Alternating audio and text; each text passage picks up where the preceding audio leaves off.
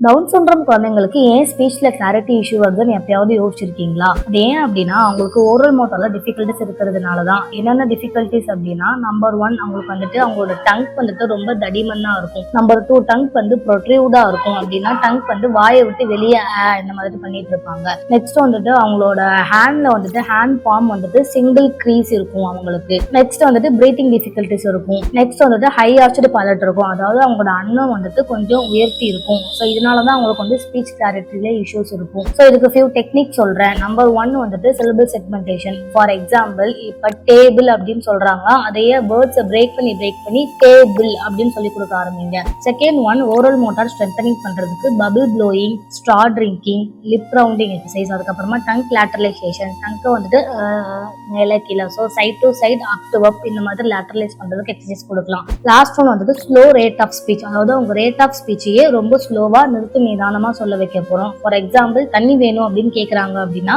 தண்ணி வேணும் அப்படிங்கறத அந்த வேர்ட்ஸையே பிரேக் பண்ணி சொல்ல வைக்கணும். ஸோ இதெல்லாம் ஃபாலோ பண்ணி பாருங்க. உங்க குழந்தைங்களுக்கு ஸ்பீச் கிளாரிட்டியில நல்லாவே இம்ப்ரூவ்மெண்ட் தெரியும். உங்களால் தான், உங்களுக்காகவே நான், எனக்கு எல்லாமே நீங்கள் தான்.